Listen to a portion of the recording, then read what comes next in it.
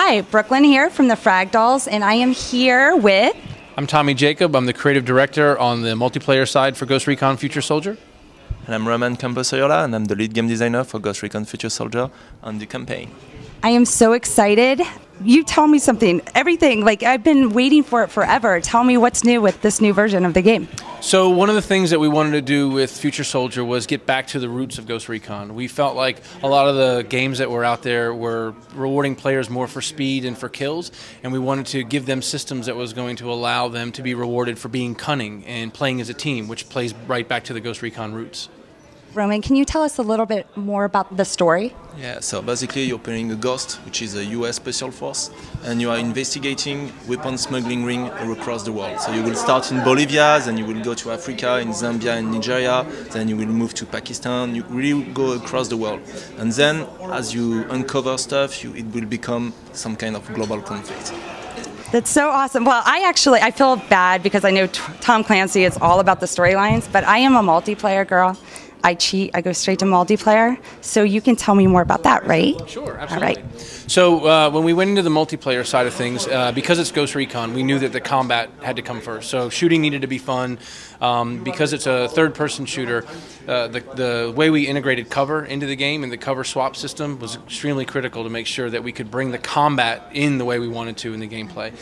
We also put an emphasis on the intel loop, so intel was something that was always present in the Ghost Recon franchise, but now we have over 13 different ways that the player can interact with the intel loop, just collecting intel, sharing it with their team. But we have several different ways of collecting intel. The most popular way is to fly the drone, so within the multiplayer on the engineering and the engineer class, he can launch a drone. Flying the drone around collects intel from the enemies and provides that back to the team. So you can have what we call level 2 intel, which gives you the outline of your enemies in the world. So it doesn't just appear on the mini-map, but you see it within the augmented reality in front of you. So there's like all this crazy equipment I'm seeing in this game. Does this really exist? So the idea behind the high-tech in the game was not to create high-tech just to look cool or that kind of stuff. Actually, we had a lot of military consultants that we discussed with in order to understand what are the basic needs of a soldier. You want to be hidden. You don't want your enemy to see you. And the military is investigating around all the camouflage aspects. That's where came from the active camo. There's actual prototypes that create that. Same from the augmented reality. The idea behind the augmented reality is that you want to have intel on your enemy, and you want to be able to quickly share that intel inside your team. That's where the cross-com came from, and the ability to see stuff in the world and share this with your team. What is data mugging? So the concept of data mugging plays back into the intel loop. It's the idea that all the soldiers in the game have precious intel on their person. So you can use your sidearm stun gun. There's an underbarrel stun gun. There are a couple of other different ways to access this. But the idea is that you have a non-lethal takedown. So I can stun your character, and your character's laying flat on the ground. And I can just go jack your intel? Basically, you can jack the intel, yep. So at that point, the interesting thing about that from a gameplay perspective is every enemy in the map becomes an objective. So it's not just the objective that you're handed through your HQ, but any enemy that you want to try and take down becomes an intel objective. So if I stun you and I access your intel and I extract that information, what that does for my team is it gives them access to the positions of your team throughout the map. So for 45 seconds to a minute, depending on what we end up fine-tuning for the actual launch of the game, my team will have complete location information on your team.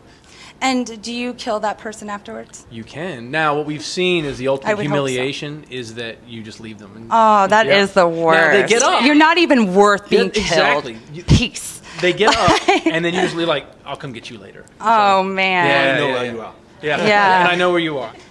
That's data mugging. Damn, that's hardcore. It is. Now, it's equally challenging to pull off, too. So. Tell me a little bit about the co-op. So the idea is that the whole campaign can be played either in solo or up to 4-player co-op. So if you're playing solo, you will be playing with 3 AIs.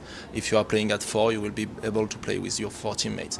The idea is that nothing is specific to solo. Every mission, every moment in the game, you can play it alone or you can play it with 4 players, and you can outjoin at any checkpoint. Sweet. All right, the million-dollar question. Are you guys ready? What is up with the beta? So the beta is going to come out a few months before the game launches, which is going to be the first part of next year. Yes! Yay! I'm so excited. I have like 1 million of those dog tags. I stole them.